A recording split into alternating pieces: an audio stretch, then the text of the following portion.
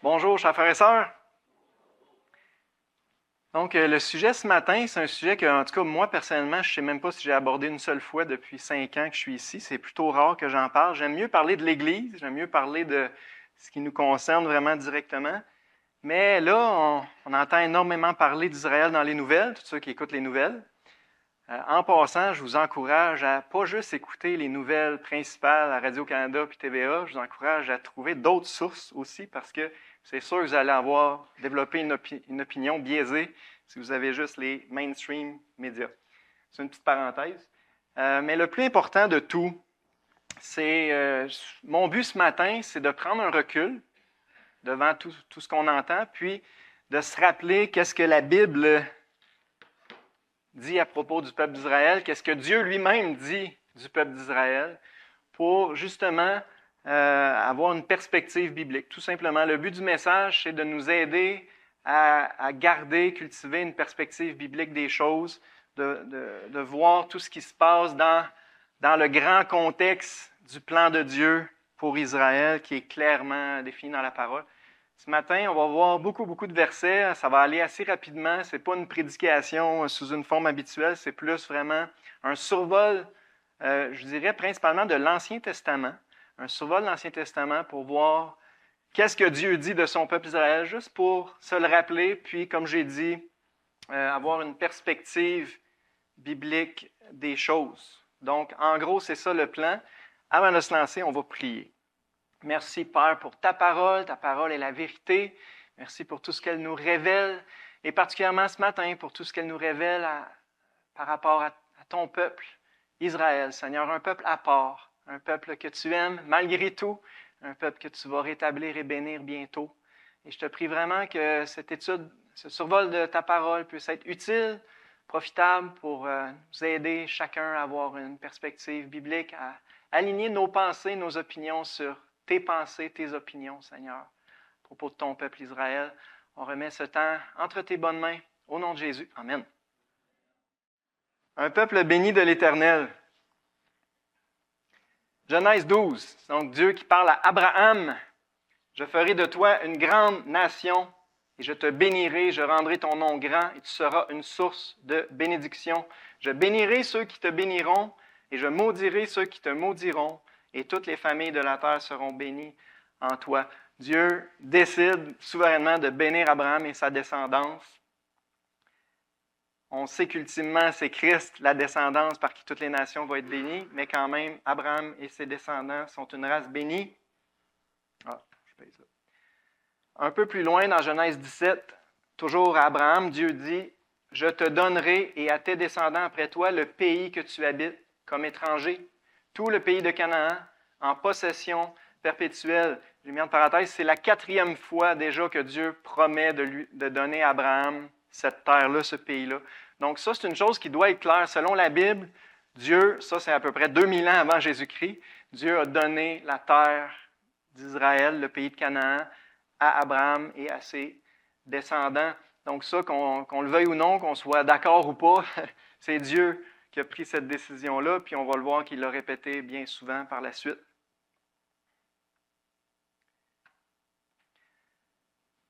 Maintenant, dans Genèse 28, Dieu parle à Jacob, petit-fils d'Abraham.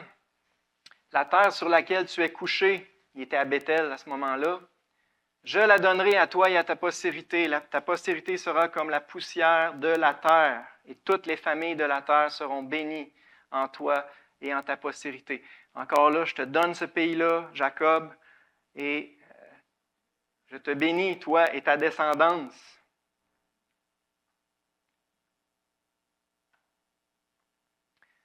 Ça, c'est vraiment un passage intéressant. Dans Genèse 32, Jacob lutte avec l'ange de l'Éternel, donc une manifestation, Dieu qui se manifeste à lui de façon, sous une forme humaine. Et c'est spécial. Jacob répondit, « Je ne te laisserai point aller que tu ne m'aies béni.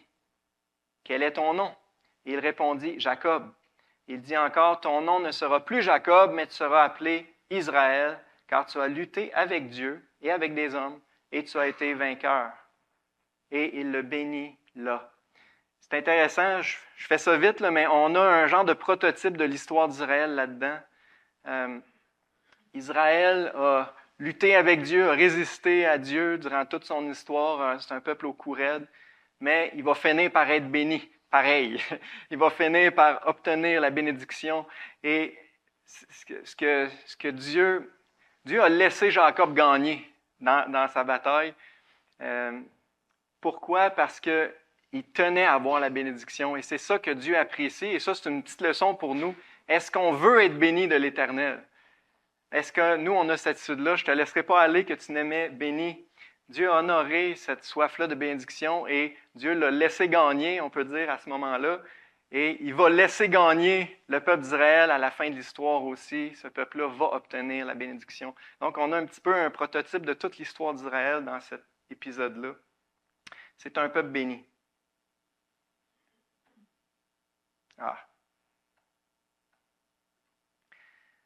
Quand Moïse se révèle à Israël, alors en Égypte, dans Exode 6, Dieu dit « Je vous prendrai pour mon peuple, je serai votre Dieu.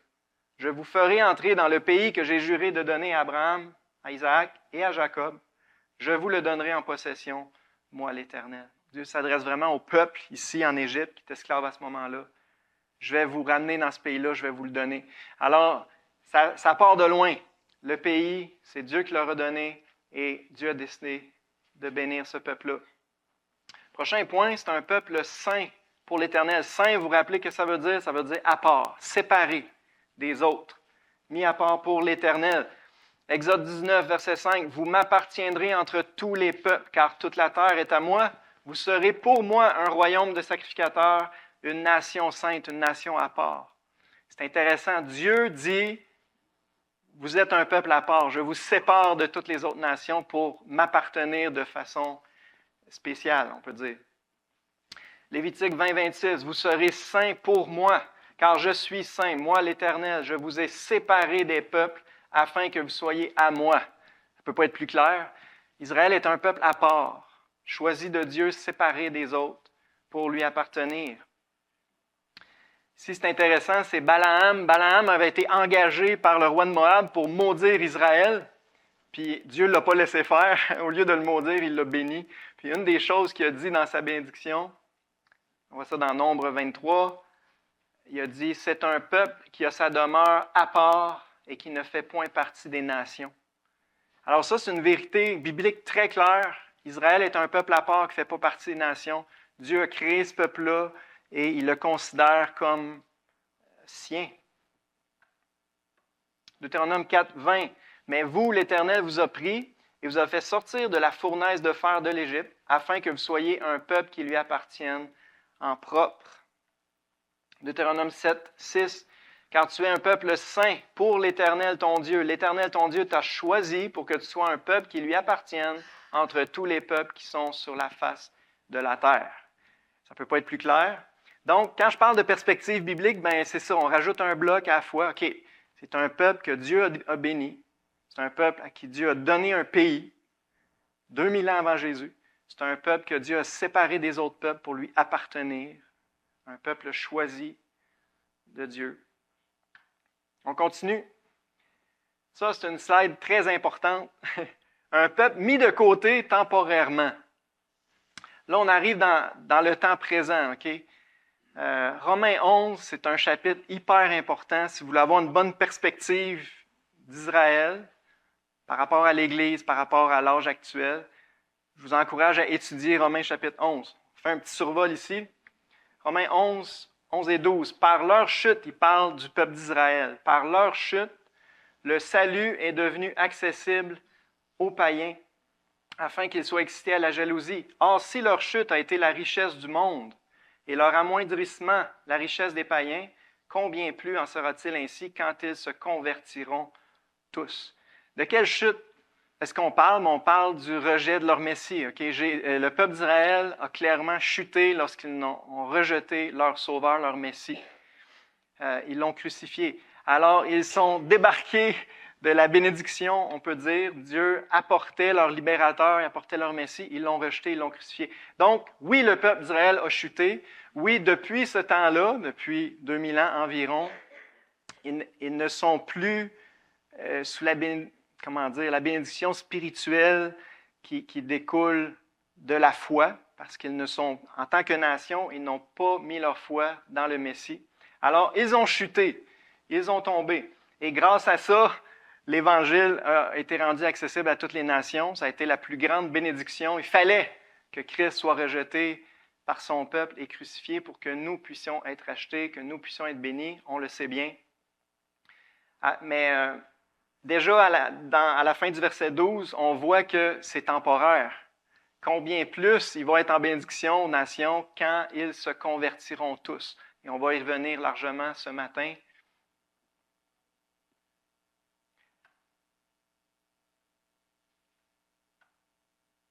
Un peu plus loin, dans le même chapitre, « Car si leur mise à l'écart a été la réconciliation du monde, que sera leur réintégration, sinon le passage de la mort à la vie? » Donc oui, présentement, ils sont mis à l'écart, ils ont rejeté Jésus. Puis en dehors de Jésus, on ne peut pas être sous la bénédiction du Père. Les Juifs incroyants, présentement, ne sont pas sauvés.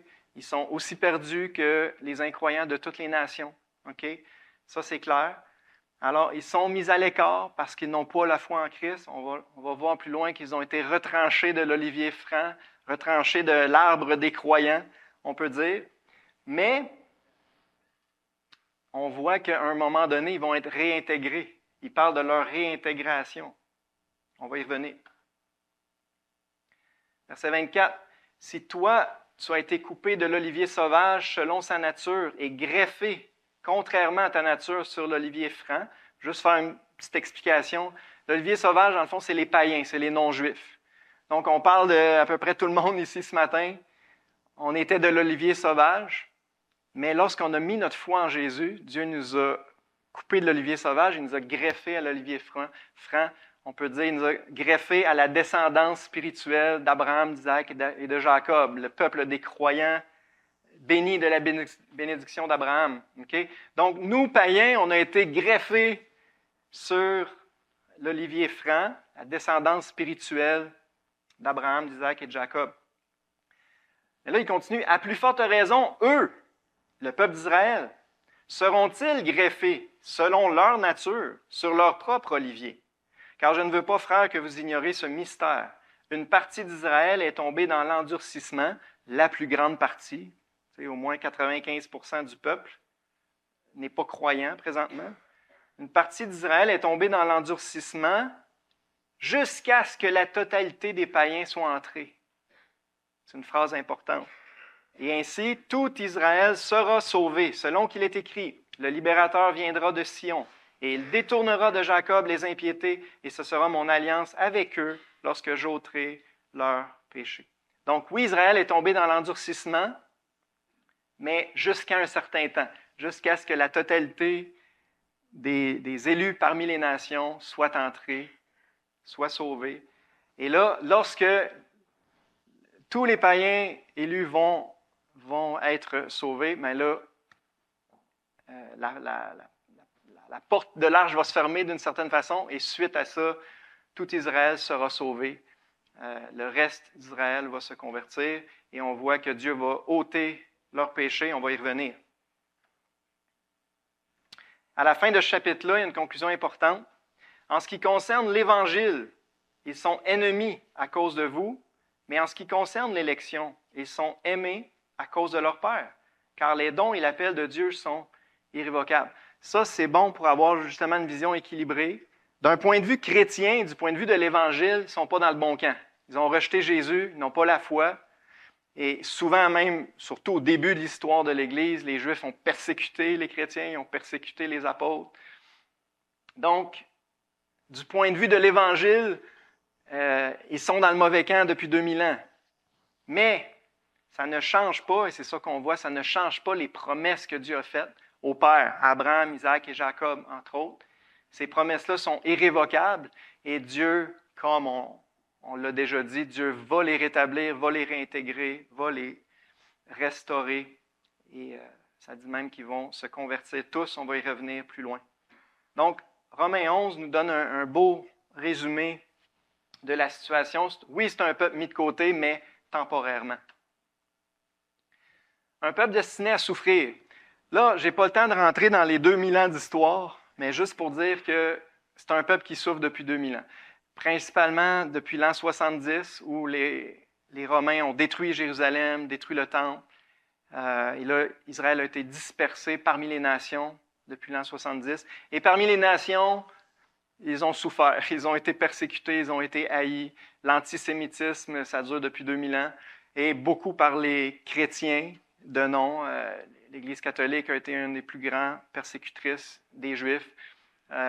Donc, depuis 2000 ans, ça dure jusqu'à aujourd'hui. Dieu a fait un grand miracle en 1948. L'État d'Israël est né, les Juifs sont retournés. On aurait pu passer 1 heure là-dessus, mais je passe cette étape-là. Mais encore aujourd'hui, ils sont entourés d'ennemis qui les haïssent, qui veulent juste les faire disparaître de la map. Et c'est un peuple qui a souffert toute l'histoire. Et comme ça a été dit, c'est le seul peuple, à ma connaissance, dont l'hymne national est dans une clé mineure. Tellement leur histoire est triste. Maintenant, ce que je veux mettre l'emphase, c'est ce qui est encore futur. La Bible parle beaucoup des derniers temps pour Israël et ça va être pire que tout ce qu'ils ont connu jusqu'à maintenant. C'est un peuple qui est encore destiné à souffrir dans l'avenir. Et là, je vais faire un survol rapide de ce qui s'en vient. Il y a un homme qu'on appelle l'Antichrist qui va réussir à faire une alliance de paix entre Israël et les pays d'alentour. On voit ça entre autres dans Daniel 9, 27. On parle de l'Antichrist, il fera une solide alliance avec plusieurs pour 1 semaine, pour 7 ans. Et au milieu de la semaine, il fera cesser le sacrifice et l'offrande. Le dévastateur commettra les choses les plus abominables jusqu'à ce que la ruine, ce qui a été résolu, fonde sur le dévastateur. Donc, ça va être le début, cet événement-là. Il fait une alliance de 7 ans. Les premiers 3 ans et demi, ça ne va pas pire. Mais après 3 ans et demi, il se tourne radicalement contre le peuple d'Israël et va se mettre à les persécuter de façon inouïe. Et un de ses titres, c'est le dévastateur. Et ça correspond à un autre événement intéressant, Daniel 12.1.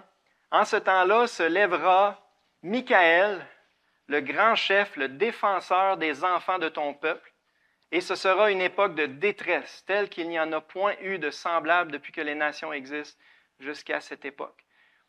Donc, c'est intéressant. Michaël, c'est l'archange qui protège le peuple de Dieu, qui est attitré au peuple d'Israël. On voit ça dans différentes références, entre autres dans Daniel. Puis là, on voit qu'il se passe de quoi avec Michaël. Puis la conséquence, c'est qu'on entre dans une période de détresse telle qu'il n'y en a jamais eu. Juste dire que j'ai étudié parce que je ne comprenais pas ce verset-là, il ne faisait pas de sens. Si Michaël se lève, le défenseur du peuple, pourquoi que ça aboutit avec une époque de détresse? Bien, le verbe qui est là, il est très général, c'est le verbe traduit par se lèvera, c'est se tiendra. Et j'ai fait une recherche, puis ce verbe-là est très souvent traduit, je dirais 1 fois sur 3. C'est un verbe très, très commun. Et il est très souvent traduit par se tiendra tranquille ou se retiendra, s'arrêtera, cessera. Vous n'êtes pas obligé d'être d'accord avec moi là-dessus, mais moi, ce que je comprends, c'est qu'il va s'arrêter, il va arrêter son travail de protection surnaturelle d'Israël. Il va se retirer, se tenir tranquille. Et ça va donner le champ libre, si on veut, à Satan, à travers l'Antichrist et son système, de persécuter ce peuple-là d'une façon inouïe. Et ça va être pire que tout ce qu'il y a eu avant. Daniel 12.11, depuis le temps où cessera le sacrifice perpétuel et où sera dressée l'abomination du dévastateur, il y a 1290 jours. Donc, on voit qu'on parle clairement de la deuxième moitié de la période de 7 ans, une période de 3 ans et demi, qui est la grande tribulation ou la grande persécution. Qu'est-ce qui va être l'élément déclencheur de cette période-là? On l'a vu, l'Antichrist fait cesser les sacrifices. Sous-entendu, on comprend que le temple à Jérusalem doit être reconstruit. Ça, c'est un signe prophétique qu'on attend. Il faut que le temple soit reconstruit, il faut que les sacrifices reprennent. Ça va probablement faire partie de l'alliance qui va être signée par l'Antichrist. Mais il va faire cesser ça et il va dresser l'abomination du dévastateur. Jésus en reparle, moi je crois qu'il va carrément dresser une statue de lui-même dans le temple et il va se proclamer lui-même Dieu, il va exiger l'adoration. Et bien sûr, les Juifs vont refuser de faire ça et ça va être la cause de leur persécution, la persécution totale. Jésus reparle de ça dans Matthieu 24. C'est pourquoi, lorsque vous verrez l'abomination de la désolation dont a parlé le prophète Daniel, établie en lieu saint. En d'autres mots, lorsque vous verrez, c'est la façon que je le comprends, il y a sûrement d'autres interprétations, mais lorsque vous verrez l'Antichrist s'asseoir dans le temple de Dieu, dresser une statue de lui-même dans le temple de Dieu, puis se proclamer Dieu, puis exiger l'adoration, bien, alors que ceux qui sont en Judée fuient dans les montagnes, priez pour que votre fuite n'arrive pas en hiver ni un jour de sabbat, car alors la détresse sera si grande qu'il n'y en a point eu de pareil depuis le commencement du monde jusqu'à présent, et qu'il n'y en aura jamais. Jésus reprend les mêmes paroles que dans Daniel 12. Ça va être une période de détresse comme il n'y en a jamais eu, et premièrement pour Israël, pour le monde entier, pour tous les croyants du monde aussi, mais premièrement pour Israël. La version de Luc est un peu différente, c'est l'équivalent de Matthieu 24. Dans Luc 21, lorsque vous verrez Jérusalem investie par des armées, sachez que sa désolation est proche. Alors que ceux qui sont en Judée fuient dans les montagnes, que ceux qui seront au milieu de Jérusalem en sortent, que ceux qui seront dans les champs n'entrent pas dans la ville, car ce seront des jours de vengeance pour l'accomplissement de tout ce qui est écrit. Il y aura une grande détresse dans le pays et de la colère contre ce peuple. Ils tomberont sous le tranchant de l'épée. Donc, on voit clairement qu'il y a des armées, on va en reparler, des armées qui vont attaquer Jérusalem et que le peuple va tomber sous le tranchant de l'épée. Jérémie 30, verset 7, « Malheur, car ce jour est grand. Il n'y en a point eu de semblable.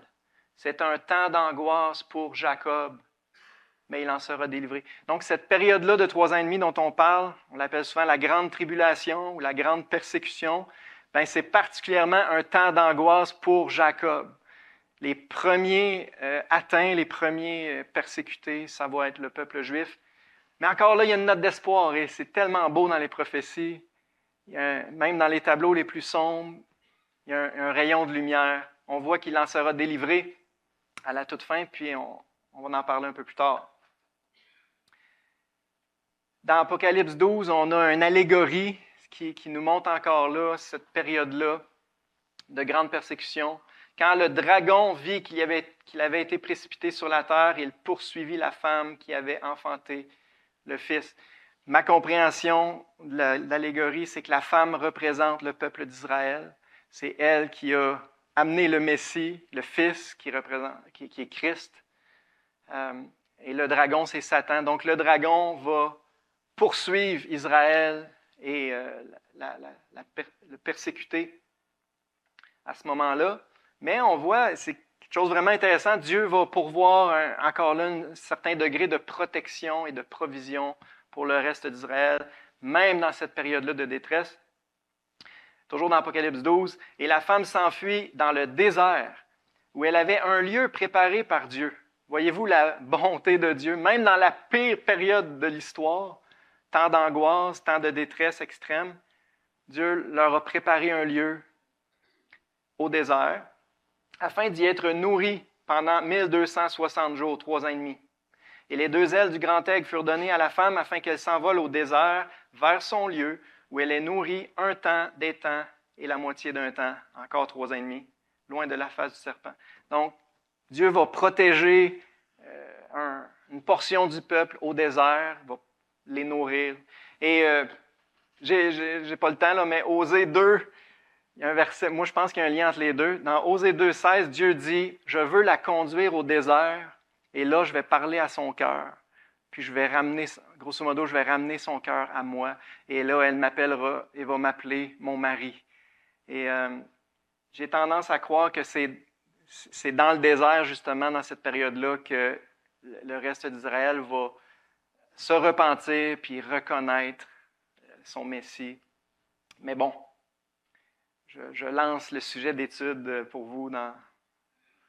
Donc, c'est un peuple destiné à souffrir et tout ce qu'ils ont connu jusqu'à maintenant, malheureusement, c'est moins que ce qui leur attend encore. Alors, c'est bon de garder ça en tête encore là. quand on considère ce qui se passe avec Israël. Un peuple haï de toutes les nations. Psaume 83. Voici tes ennemis s'agitent. Ceux qui te haïssent lèvent la tête. Ils forment contre toi des projets pleins de ruses. Ils délibèrent contre ceux que tu protèges. Venez, disent-ils, exterminons-les du milieu des nations et qu'on ne se souvienne plus du nom d'Israël. Depuis très longtemps, il y a les nations d'alentour les haïssent et veulent les exterminer. Et c'est encore ça qu'on voit de nos jours. La constitution du Hamas, c'est qu'ils veulent la disparition, l'extermination totale d'Israël. C'est leur principe de base. Et on voit que ça date de loin. C'était dans les psaumes. Zacharie 12. Voici, je ferai de Jérusalem une coupe d'étourdissement pour tous les peuples d'alentour, et aussi pour Juda dans le siège de Jérusalem. En ce jour-là, je ferai de Jérusalem une pierre pesante pour tous les peuples. Tous ceux qui la soulèveront seront meurtris, et toutes les nations de la terre s'assembleront contre elle. C'est vers ça qu'on s'en va. Encore là, on voit que ça se prépare tranquillement. Tous les peuples d'alentour les haïssent déjà, sont déjà leurs ennemis. Et un temps va venir où toutes ces nations-là vont se rassembler pour attaquer Jérusalem. Zacharie 14, 2. Je rassemblerai toutes les nations pour qu'elles attaquent Jérusalem. La ville sera prise. On voit que ça va se rendre loin. Dieu va permettre que ça se rende loin. La ville sera prise. Les maisons seront pillées, les femmes violées. La moitié de la ville ira en captivité. Mais le reste du peuple ne sera pas exterminé de la ville. Donc, la ville sera prise, mais encore là, il y a un reste qui va être protégé, préservé. Zacharie 13, 8 et 9. Dans tout le pays, dit l'Éternel, les 2 tiers seront exterminés, périront, et l'autre tiers restera. Moi, je l'interprète littéralement. Je m'attends que pendant cette période-là de grande détresse, les 2 tiers des Juifs vont être exterminés, mais Dieu va protéger 1 tiers. Je mettrai ce tiers dans le feu. Je le purifierai comme on purifie l'argent. Je l'éprouverai comme on éprouve l'or. Il invoquera mon nom et je l'exaucerai. Je dirai, c'est mon peuple. Et il dira, l'Éternel est mon Dieu. Wow! Quelle belle lueur d'espoir. On va y revenir. Ce reste-là qui va survivre, qui va passer à travers, environ le tiers de la population, va finalement invoquer le nom de Dieu, reconnaître son Messie, être restauré. C'est un peuple qui a du prix aux yeux de l'Éternel. Ésaïe 43, c'est tellement beau. Ainsi parle maintenant l'Éternel, qui t'a créé, ô Jacob, celui qui t'a formé, ô Israël. Ne crains rien, car je te rachète. Et le contexte de ça, c'est la fin des temps, c'est la période de détresse, de grande persécution qui va venir. Ne crains rien, car je te rachète. Je t'appelle par ton nom, tu es à moi. Ça nous rappelle les vieilles promesses qu'on a lues tantôt. Car je suis l'Éternel, ton Dieu, le Saint d'Israël, ton Sauveur. Je donne l'Égypte pour ta rançon, l'Éthiopie et Saba à ta place, parce que tu as du prix à mes yeux, parce que tu es honoré et que je t'aime. Je donne des hommes à ta place et des peuples pour ta vie. Donc, l'accomplissement de ça est encore à venir. Dieu va, et on va en parler dans les prochaines minutes, Dieu va juger très sévèrement les nations d'alentour. Pas parce qu'il haït nécessairement les nations d'alentour, mais à cause de leur attitude et de tout ce qu'ils ont fait à son peuple, Israël.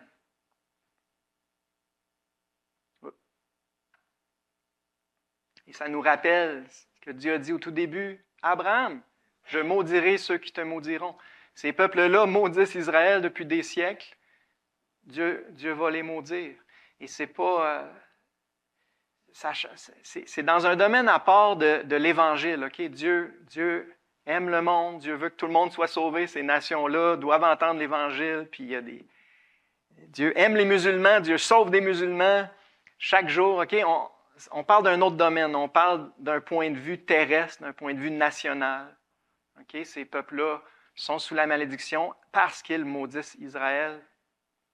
Tout simplement. Jérémie 30. Tous ceux qui te dévorent seront dévorés. Tous tes ennemis iront en captivité. Ceux qui te dépouillent seront dépouillés. Et j'abandonnerai au pillage tous ceux qui te pillent. Mais je te guérirai, je panserai tes plaies, dit l'Éternel. Dieu dit, je vais défendre ta cause, je vais intervenir, je vais te venger de tes ennemis. Zacharie 1, 14. Ainsi parle l'Éternel des armées. Je suis ému d'une grande jalousie pour Jérusalem et pour Sion. Je suis saisi d'une grande irritation contre les nations orgueilleuses. Donc, d'un côté, Dieu a compassion de son peuple, et de l'autre côté, Dieu est irrité contre les nations qui haïssent son peuple. Zacharie 2,8, celui qui vous touche, touche la prunelle de son œil. C'est quelque chose, hein? Dieu considère le peuple d'Israël comme la prunelle de son œil. Et c'est pour ça qu'à un moment donné, il va intervenir. Alors, c'est bon de garder ça en tête. C'est la parole de Dieu. Okay? C'est Dieu qui dit ça de son peuple, qu'on soit d'accord ou pas. Pas ça la question. Il faut juste en être conscient. Dieu dit que c'est la prunelle de son œil. Dieu dit qu'il est irrité contre tous ceux qui les haïssent, qui les maudissent. Et on devrait aligner nos pensées sur celles de Dieu, je pense. Dieu n'abandonnera jamais son peuple. Il y a tout un pan du christianisme, même du christianisme évangélique, qui croit dans la théologie du remplacement, c'est-à-dire que l'Église a complètement remplacé Israël. Dieu a mis de côté Israël de façon définitive, et c'est l'Église maintenant le peuple de Dieu. L'amillénarisme, inclut ça. Tous ceux qui sont de position amillénariste croient à la théologie du remplacement. Déjà, avec tout ce qu'on a vu avec Romains 11, ça ne fonctionne pas. Et tous les versets qu'on voit ce matin, clairement, il y a un côté vrai, dans l'âge actuel, c'est vrai que l'Israël de Dieu, c'est le peuple des croyants, d'une certaine façon, d'un point de vue spirituel. L'Église jouit des promesses faites à Abraham, des bénédictions faites à Israël. Nous avons été greffés sur l'olivier franc. Eux ont été retranchés. Mais l'erreur, c'est vraiment de croire que c'est définitif. Clairement, ce n'est pas définitif. Déjà, on l'a vu dans Romains 11. Et il y a tellement de promesses qu'on va voir encore dans les prochaines minutes que Dieu dit clairement, jamais je vais vous abandonner complètement et je vais vous rétablir, je vais vous restaurer, je vais vous pardonner. Et c'est ce qu'on va voir encore dans les prochaines minutes. Ésaïe 46. Écoutez-moi, maison de Jacob, et vous tous, reste de la maison d'Israël, vous que j'ai pris à ma charge dès votre origine, que j'ai porté dès votre naissance. Jusqu'à votre vieillesse, je serai le même, jusqu'à votre vieillesse, je vous soutiendrai. Je l'ai fait, et je veux encore vous porter, vous soutenir et vous sauver. C'est clair, je me suis occupé de vous au tout début, je me suis toujours occupé de vous. Et jusqu'au bout, je vais m'occuper de vous, je vais vous soutenir et vous sauver. C'est Dieu qui le dit. Isaïe 49. Si on disait, l'Éternel m'abandonne, le Seigneur m'oublie. Une femme oublie-t-elle l'enfant qu'elle allait? N'a-t-elle pas pitié du fruit de ses entrailles? Quand elle l'oublierait, moi je ne t'oublierai point. Donc, Dieu dit clairement qu'il n'oubliera jamais son peuple. Isaïe 54, « Quelques instants, je t'avais abandonné, mais avec une grande affection, je t'accueillerai. Dans un instant de colère, je t'avais un moment dérobé ma face, mais avec un amour éternel, j'aurai compassion de toi, dit ton Rédempteur. » Quand les montagnes s'éloigneraient, on chante ça. On aime l'appliquer à nous, puis c'est correct, mais ça s'adresse premièrement à Israël. Quand les montagnes s'éloigneraient, quand les collines chancelleraient, mon amour ne s'éloignera point de toi, et mon alliance de paix ne chancellera point, dit l'Éternel qui a compassion de toi. Dieu est très, très clair dans les prophètes. Je vais te reprendre, je vais te restaurer, je t'aime encore, je ne t'abandonnerai pas. Jérémie 31, de loin l'Éternel se montre à moi. Je t'aime d'un amour éternel. C'est pourquoi je te conserve ma bonté. Je te rétablirai encore et tu seras rétabli, Vierge d'Israël. Dieu aime son peuple d'un amour éternel. Il lui conserve sa bonté. C'est juste une question de temps où on va voir sa restauration. Dieu va venir au secours de son peuple. Isaïe 35, « Fortifiez les mains languissantes, affermissez les genoux qui chancellent, dites à ceux qui ont le cœur troublé, prenez courage, ne craignez point, voici votre Dieu, la vengeance viendra, la rétribution de Dieu, il viendra lui-même et vous sauvera. » Isaïe 40, verset 9, « Élève avec force ta voix, Jérusalem, pour publier la bonne nouvelle. Élève ta voix, ne crains point. Dis aux villes de Juda, voici votre Dieu. Voici le Seigneur, l'Éternel, vient avec puissance. Et de son bras, il commande. Voici le salaire est avec lui et les rétributions le précèdent. » C'est Dieu lui-même qui dit, « Je vais venir avec puissance te secourir. » C'est qui va venir? Si on veut être plus précis, c'est Jésus-Christ, c'est le retour de Christ qui est là. Mais dans l'Ancien Testament, c'est l'Éternel qui dit « Je vais venir moi-même à ton secours. » Zacharie 12, « En ce jour-là, l'Éternel protégera les habitants de Jérusalem. » Donc, quand les nations vont se rassembler pour attaquer la ville, « En ce jour-là, je m'efforcerai de détruire toutes les nations qui viendront contre Jérusalem. » Zacharie 14, verset 3, « L'Éternel paraîtra et il combattra ces nations, comme il combat au jour de la bataille. Ses pieds se poseront en ce jour sur la montagne des Oliviers. » Wow! Est-ce que le Père a des pieds? C'est Dieu le Fils. Hein? C'est notre Seigneur, Jésus-Christ, qui va revenir sur la même montagne. Qu'est-ce qui s'est passé quand Jésus est remonté au ciel du mont des Oliviers? Il y a un ange qui est apparu ou deux, puis on dit, il va revenir de la même manière que vous l'avez vu, monter au ciel. Donc, il est remonté, il y a 2000 ans, du mont des Oliviers. Il va redescendre, puis il va reposer ses pieds sur la même montagne. En ce jour-là. Donc, ses pieds se poseront sur la montagne des Oliviers, qui est vis-à-vis de Jérusalem, du côté de l'Orient. La montagne des Oliviers se fendra par le milieu, à l'Orient et à l'Occident, et se formera une très grande vallée. Une moitié de la montagne reculera vers le septentrion, le nord, une moitié vers le midi, le sud. Vous fuirez alors dans la vallée de mes montagnes. Pas le temps de rentrer dans les détails, mais c'est intéressant, c'est vraiment des détails. Le retour de Jésus va aboutir là. Il faut que le temps avance très vite. Je pense que je vais sauter un bout. Ça répète que Dieu va venir au secours de son peuple. Il va juger sévèrement les nations d'alentour. Je ne suis pas sûr si c'est vraiment toutes les nations de la terre, mais au minimum, c'est sûr que c'est toutes les nations d'alentour qui vont se rassembler pour attaquer Jérusalem. Et c'est à ce moment-là, quand Israël va être vraiment au pied du mur, c'est là que Jésus revient les délivrer. J'ai mis comme dernier passage après Apocalypse 19 pour que vous compreniez que toutes ces prophéties-là parlent du retour de Jésus-Christ. Okay? Et c'est un autre argument pour la divinité de Christ. Dans l'Ancien Testament, c'est l'Éternel qui revient détruire les nations, combattre les nations. Dans l'Apocalypse, c'est Jésus-Christ qui revient détruire les nations rassemblées contre Jérusalem. On peut lire juste le dernier. Je vis la bête, donc le dernier empire gouverné, dirigé par l'Antichrist. Je vis la bête, les rois de la terre et leurs armées rassemblés pour faire la guerre à celui qui était assis sur le cheval, Jésus-Christ, et à son armée. La bête fut prise et avec elle le faux prophète, et les autres furent tués par l'épée qui sortait de sa bouche, de la bouche de celui qui était assis sur le cheval, et tous les oiseaux se rassasièrent de leur chair. C'est l'accomplissement de nombreuses prophéties de l'Ancien Testament.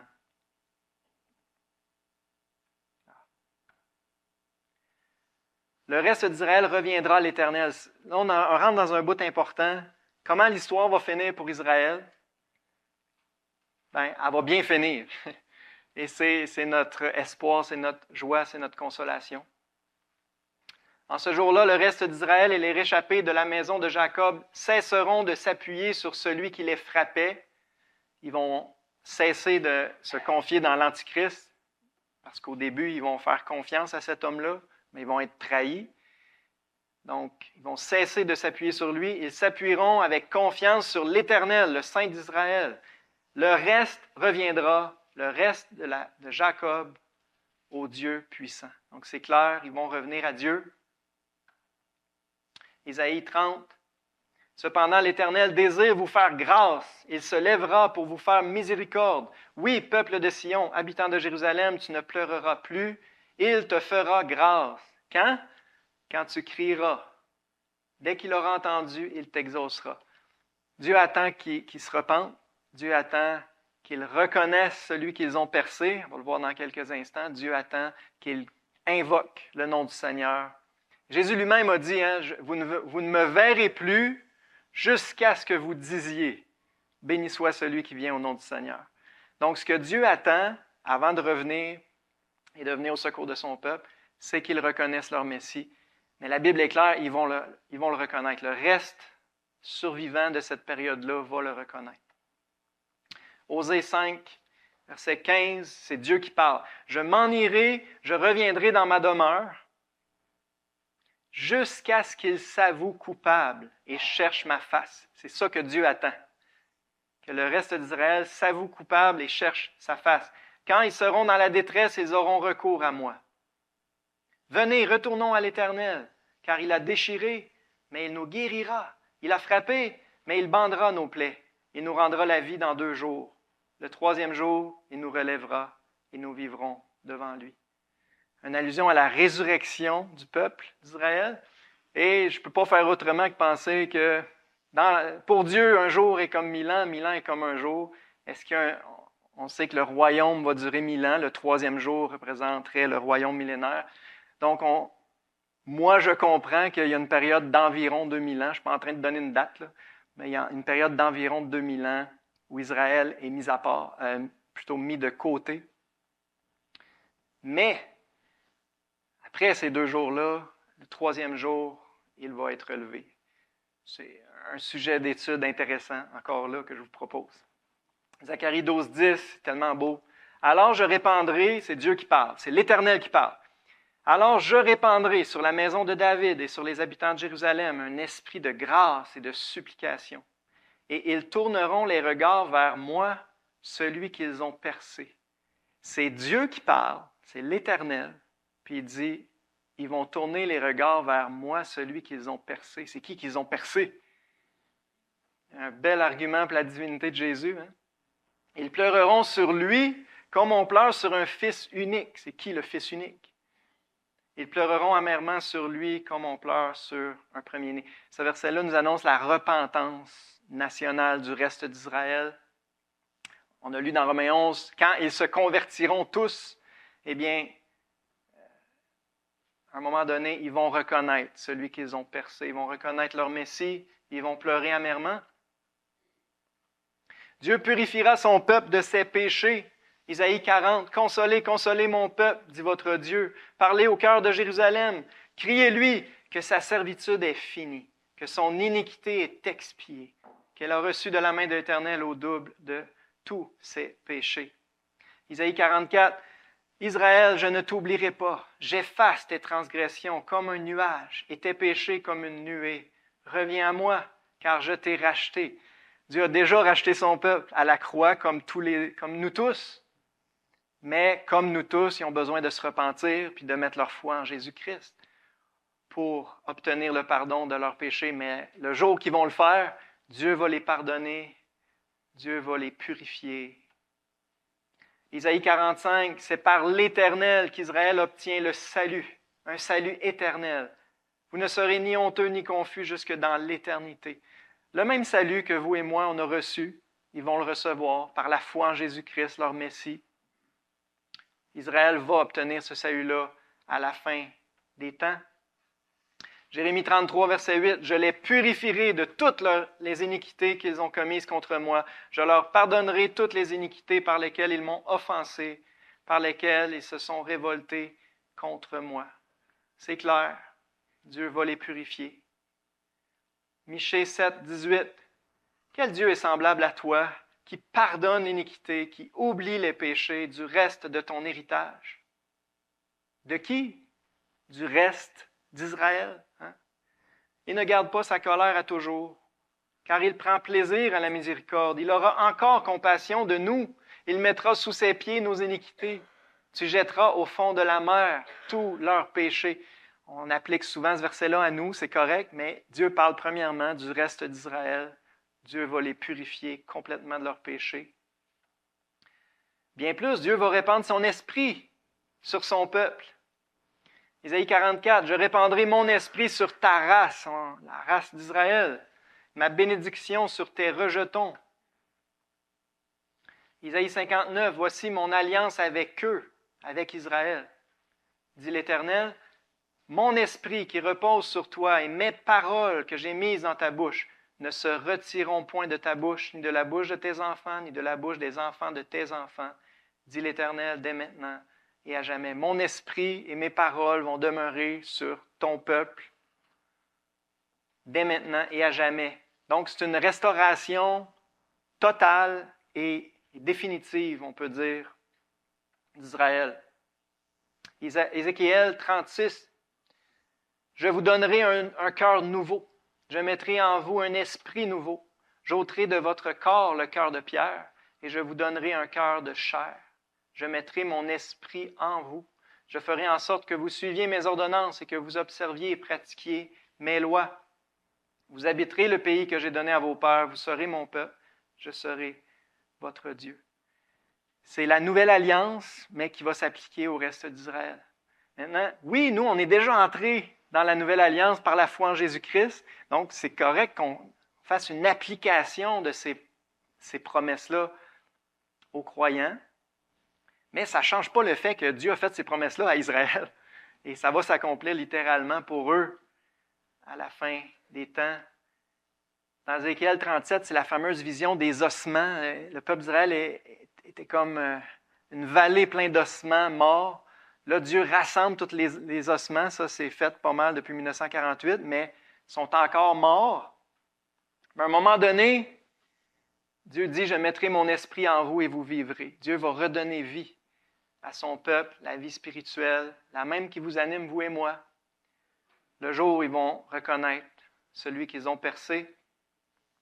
Ézéchiel 39, « Je ne leur cacherai plus ma face, car je répandrai mon esprit sur la maison d'Israël, dit le Seigneur l'Éternel. » Finalement, la nouvelle alliance que nous, on bénéficie déjà, l'alliance de l'Esprit, l'alliance de la grâce qu'on obtient par la foi en Jésus-Christ, eh bien, cette nouvelle alliance-là était premièrement destinée à Israël.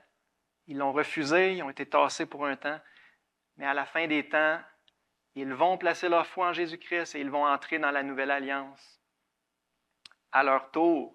Et ça devrait nous réjouir, ça devrait nous encourager. Dieu, ça fait penser à un autre verset qui dit « Je connais les plans que j'ai formés sur vous, dit l'Éternel, hein, des plans de bénédiction, pas de malheur. » Encore là, ça s'adresse premièrement à Israël. Mon temps est écoulé. Je vais juste vous lire les titres. Israël sera tout entier consacré à Dieu. La Bible dit que tout Israël va être sauvé. Il n'y aura parmi ce peuple-là que des justes. Ça va être vraiment une repentance nationale, complète, définitive du reste d'Israël. Plein de versets qui le disent. Dieu résidera à Jérusalem. C'est extraordinaire. Mais si on veut être plus précis, c'est qui va résider à Jérusalem? C'est Jésus-Christ. Mais l'Ancien Testament dit que c'est l'Éternel qui va résider à Jérusalem. Jésus-Christ sera roi et juge de toute la terre. Dans le langage de l'Ancien Testament, ça nous dit le rejeton d'Ésaïe, le fils de David. C'est des expressions. L'enfant qui nous est donné, le fils de l'homme. Toutes des expressions qui nous parlent de Jésus-Christ. C'est lui qui est appelé à régner, non seulement sur Israël, rétabli, restauré, mais sur toute la terre. Dernier verset en bas. L'Éternel sera roi de toute la terre, mais il va régner de Jérusalem. Littéralement. C'est le 3e jour, c'est le royaume messianique. Et ça va être un temps de bénédiction extraordinaire. Autant Israël a souffert depuis 2000 ans, autant il va être béni, il va prospérer dans le royaume messianique. Les nations viendront adorer Dieu à Jérusalem. C'est ce que la Bible enseigne. Les gens de toutes les nations vont venir adorer le seul vrai Dieu à Jérusalem. Puis nous autres, ça dit que nous autres, on va être ressuscités, on va être déjà une autre catégorie, mais on va régner avec lui. Dieu va nous donner des responsabilités dans son royaume, partager sa gloire, son règne. Rapidement, une petite révision de ce qu'on a vu. Donc, c'est quoi, en gros, toutes les vérités qu'il faut garder en tête pour garder une perspective biblique? Israël, c'est un peuple béni de l'Éternel. C'est un peuple saint, à part pour l'Éternel. C'est un peuple qui est mis de côté, oui, temporairement. C'est un peuple destiné à souffrir. Un peuple haï de toutes les nations, particulièrement les nations d'alentour. On le voit déjà. Mais c'est un peuple qui a du prix aux yeux de l'Éternel. Dieu n'abandonnera jamais son peuple. Dieu va venir au secours de son peuple. Le reste d'Israël reviendra à l'Éternel. Dieu purifiera son peuple de ses péchés. Dieu répandra son esprit sur son peuple. Israël sera tout entier consacré à Dieu. Dieu résidera à Jérusalem dans la personne de son Fils, le Messie. Jésus-Christ sera roi et juge de toute la terre et les nations viendront adorer Dieu à Jérusalem. Fait que si on résume, la destinée d'Israël, c'est glorieux, c'est extraordinaire. Et je pense que c'est bon de prendre un recul devant ce qu'on entend en nouvelles, puis de se rappeler que tout ça, c'est une petite période dans ce grand plan-là que Dieu a établi pour son peuple, pour sa gloire. On va prier. Merci Seigneur pour ta parole qui nous éclaire sur tellement de sujets, et particulièrement au sujet de ton peuple. Je te prie que ça soit utile, Seigneur. Je prie de nous aider à aligner nos pensées sur tes pensées, Seigneur, à ce sujet-là comme sur tous les autres sujets. Je demande ces choses au nom de Jésus. Amen.